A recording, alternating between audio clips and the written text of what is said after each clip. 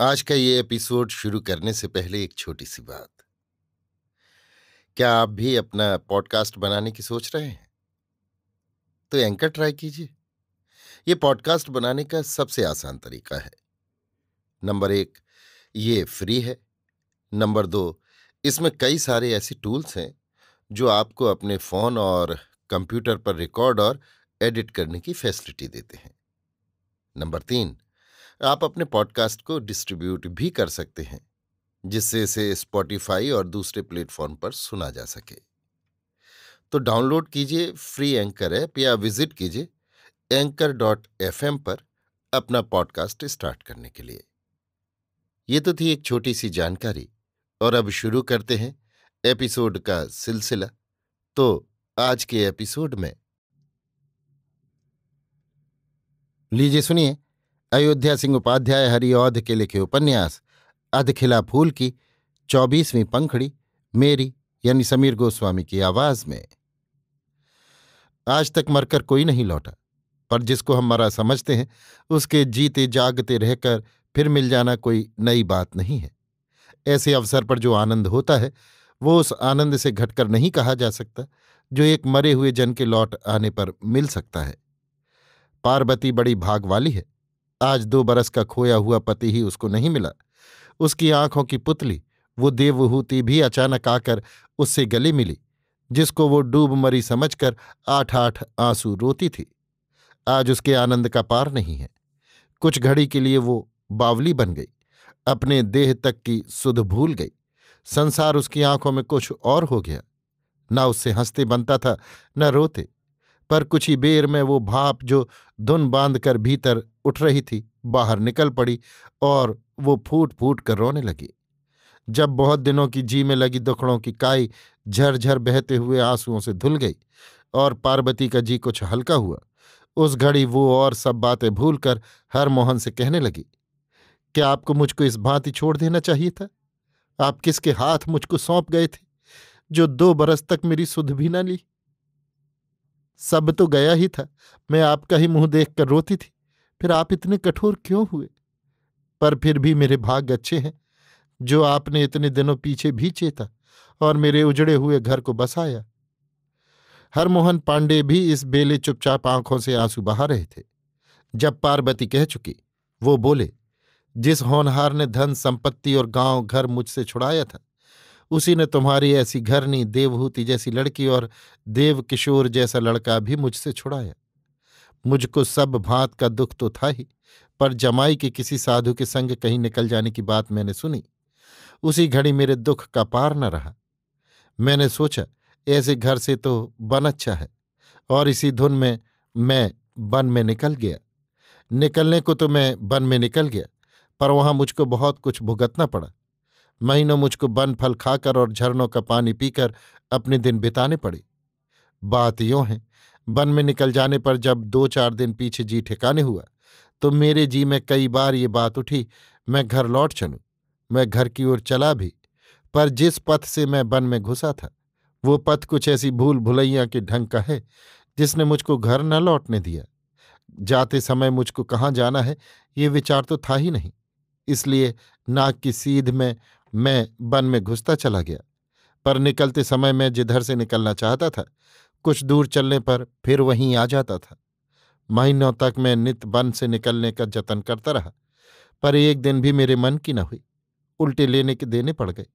महीनों वन फल खाने, झरनों का पानी पीने और धरती पर सोने से मैं रोगी हो गया और मेरा चलना फिरना तक रुक गया।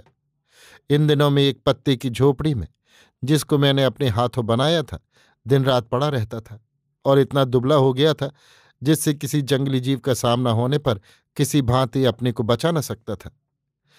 पर मेरे दिन पूरे नहीं हुए थे, इसीलिए रोगी होने के थोड़े ही दिनों पीछे किसी ओर से घूमते घामते 2 भील मेरे पास आए। इन दोनों ने मुझको देखा, मेरा नाम धाम पूछा और चुपचाप मुझको अपने घर उठा ले गए। मैंने उन दोनों से घर पहुंचा देने के लिए बहुत कहा, भांति भांति की लालच दिलाई, पर उन्होंने मेरी एक न सुनी। कहा, आप इतने घबराते क्यों हैं? जब आप अच्छे हो जावेंगे घर पहुंचा दिया जावेगा। मैं उनकी बातें सुनकर चुप हो रहा, कुछ डरा भी, पर अपने घर लाकर उन दोनों ने मेरी जितनी टहल की मैं उसके लिए उनका जन्म भर ऋणी रहूंगा। मैं 5-6 महीने अच्छा नहीं हुआ, पर उन दोनों ने एक दिन भी मेरी टहल और संभाल करने से जी न चुराया। जब मैं भली भांति चंगा हुआ, उस समय मुझको घर से निकले 1 बरस हो चुका था। बीच बीच में कई बार मैंने उन सबों को घर पहुंचाने के लिए कहा, पर जब मैं घर की बात उठाता तभी वे सब टालटूल करते। क्यों वो टालटूल करते, मैं पहले इस भेद को न समझता था। इसलिए मैं सोचता, इन सब का प्यार मेरे साथ बहुत हो गया है, इसीलिए ये सब मुझको घर पहुंचाना नहीं चाहते। धीरे धीरे ये बात मेरे जी में जम गई और मैंने सोचा, अपने आप मुझको जंगल से बाहर निकलने के लिए कोई जतन करना चाहिए। पर यह काम मैं इस भांति करना चाहता था जिसमें वे दोनों भील जाने तक नहीं, क्योंकि सेवा टहल करके उन्होंने इस भांति मुझको अपने हाथों में कर लिया था, जिससे मैं किसी भांति उनका जी तोड़ना अच्छा न समझता था। तुम कहोगी भीलों की ओर इतना ध्यान, पर इन भीलों के बर्ताव की बात मैं क्या कहूं। क्या बस्ती में बसने वालों में इतनी भलमनसाहत हो सकती है? कभी नहीं। छल कपट का वे नाम तक नहीं जानते। सीधे और सच्चे इतने हैं जितना होना चाहिए। हम लोग मुंह पर बात बनाते हैं, बात चलने पर धरती आकाश एक करते हैं। कभी कभी ऐसी चिकनी चुपड़ी सुनाते हैं जिससे पाया जाता है हमसे बढ़कर भला कोई दूसरा हो नहीं सकता, पर भीतर की सड़ी गंध से जी भिन्ना जाता है। काम पड़ने पर ऐसा भंडा फूटता है जिसके कहते हुए भी लाज लगती है। मुझको बस्ती के लोगों से भली भांति काम पड़ चुका था। मैं बहुत से लोगों का रंग ढंग देख चुका था। इसलिए जंगल में पहुंचने पर जब भीलों से पाला पड़ा तो मुझको जान पड़ा बस्ती के लोग इन भोले भाले भीलों से कितनी दूर हैं। कभी कभी मेरे जी में घर न पहुंचाने की बात खटकती थी, पर इसको भी मैं उनका प्यार ही समझ चुका था। चाहे मेरे साथ उनका ये प्यार न था, तब भी जिसलिए वे मुझको घर न पहुंचाते थे, ये भी एक ऐसी बात थी जिससे वो और अच्छे समझे जा सकते हैं। कामनी मोहन की ओर से वे सब बन के रखवाले थे। कामनी मोहन ने उनसे कह रखा था, जो बन के भीतर गांव का कभी कोई पाया जावे तो उसको बिना मुझसे पूछे बाहर न निकलने देना। फिर वो क्यों उनकी बातों पर न चलते। अवसर पाकर उन सबों ने कामनी मोहन से मेरे घर पहुंचा देने के लिए पूछा भी था, पर जान पड़ता है उन दिनों उसकी दीठ देवहूति पर पड़ चुकी थी। इसलिए उसने मुझको जंगल में रख छोड़ने के लिए ही कहा। ये बातें कामनी मोहन के मरने पर मुझको भीलों ने बतलाई थी। जब वन में 1 बरस बीत कर दूसरा लगा और बाल बच्चों का नेह बहुत सताने लगा, तब मैं चुपचाप नित्य वन से निकलकर घर पहुंचने के लिए पथ ढूंढने लगा। पर मुझे ऐसे आलसी जीव के लिए वन में पथ ढूंढ लेना कठिन बात थी। जब वन में मैं पथ ढूंढने निकलता और कहीं कुछ उलझन पड़ती, तभी मैं अपनी झोंपड़ी में पलट आता, कहता अब कल पथ ढूंढूंगा। पर इस भांति कल कल करते 2 बरस बीतने पर आए और मुझको पथ न मिला। भाग्य से एक दिन देव स्वरूप से भेंट हुई। उन्होंने मुझे देखकर साधु समझा और कहा, आपका दर्शन बड़े अवसर पर हुआ। आज मैं एक सती स्त्री का धर्म बचाना चाहता हूं, पर मुझको डर था वो मेरी प्रतीत करे न करे। पर आपको देखकर मैं सुखी हुआ।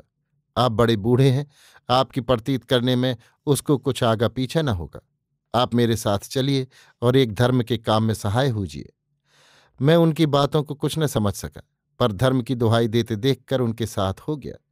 वे मुझको एक सुरंग से एक कोठरी में ले गए। ज्यों मैं कोठरी में पहुंचा, एक ड्योढ़ी में से निकलकर देवहूति को कोठरी की ओर जाते देखा। मैंने देवहूति को देखकर पहचाना और उनसे कहा, ये तो मेरी लड़की है, ये यहाँ कैसे आई? आप सब बातें मुझसे खोल कर कहें। उन्होंने मेरी बात सुनकर कहा, तब तो और अच्छा हुआ। पर आप इस घड़ी कुछ न पूछे पाछे और न कुछ बोलें। इस घर से बाहर निकल चलने पर सब बातें अपने आप जान जावेंगे। जब हम तीनों सुरंग से बाहर निकले तो देवस्वरूप मेरी झोंपड़ी तक हम लोगों के साथ आए। पथ में बहुत सी बातें देवहूति की भलमनसाहत और कामनी मोहन की चाल की उन्होंने मुझको सुनाई। मैंने भी अपना सारा दुखड़ा उनको सुनाया। बीच बीच में देवहूति फूट फूट कर रोती थी। जब मैं अपनी झोंपड़ी में पहुंचा, वे कहने लगे, इस समय मैं एक काम से बंसनगर जाता हूं। आप देवहूति के साथ कुछ दिन और वन में रहिए। थोड़े ही दिनों पीछे मैं आपको देवहूति के साथ आपके घर पहुंचा दूंगा। गांव के पंचों के कहने से आज वही देवहूति के साथ मुझको घर लेवा लाए हैं। पथ में गांव की बड़ी चौपाल में मुझको थोड़ी बेर के लिए ठहरा लिया था। चौपाल से थोड़ी दूर पर देवहूति की पालकी भी उतरवाई थी। सोचा था क्या जाने कुछ काम पड़े, पर मुझको जीता देखकर गांव वालों ने देवहूति के लिए कुछ परवाह न की। इसी बीच बासमती का पचड़ा फैल गया। मैंने देखा अब यहां रहना ठीक नहीं, इसलिए देवहूति के साथ घर चला आया। तुमने जो कुछ कहा ठीक है, पर होनहार किसी के हाथ नहीं। जो जो नाच उसने नचाया वो सब नाचना पड़ा। अब भी जो नाच वो नचावेगा, नाचना पड़ेगा। पर इस बुढ़ौती में एक बार हमारी तुम्हारी भेंट और बदी थी, वो हुई, आगे की राम जाने। पार्वती चुपचाप हरमोहन पांडे की बातें सुनती रही। कभी रोती, कभी ऊंची सांसें लेती और कभी चुपचाप उनके मुंह की ओर ताकती रही। जब हरमोहन पांडे चुप हुए, वो बोली, भगवान ने जैसा मेरा दिन फेरा, सबका दिन फिरे। आपको और देवहूति को इन 2 बरसों में जैसी विपत झेलनी पड़ी, राम किसी बैरी को भी ऐसी विपत में न डाले। मैंने जब भूल कर भी कभी किसी का बुरा नहीं किया, तो मेरा बुरा कैसे होता। कामनी मोहन के मरने पर बासमती मेरे पास 2-3 दिन आई थी। उससे देवहूति की सब बातें सुनी थी। मैं उससे मिलने की आस में ही दिन गिन रही थी, पर अचानक आपका भी दर्शन कर भगवान ने मेरे किस जन्म के पुण्य का फल आज मुझको दिया है, मैं नहीं कह सकती। पार्वती इन्हीं बातों को कह रही थी। इसी बीच गांव की बहुत सी स्त्रियां देवहूति से मिलने के लिए वहां आईं। देखकर हरमोहन वहां से उठकर एक दूसरे घर में चले गए। पार्वती देवहूति को स्त्रियों के पास छोड़कर पहले हरमोहन के पास गई। उनका हाथ मुंह धुलाया, उनको कुछ खाने को दिया, पीछे स्त्रियों के पास लौट आई। पार्वती, देवहूति और आई हुई स्त्रियों में क्या बातचीत हुई, मैं इसको लिखना नहीं चाहता। ऐसे अवसर पर जैसी बातें हुआ करती हैं, उसको आप लोग अपने आप समझ लें।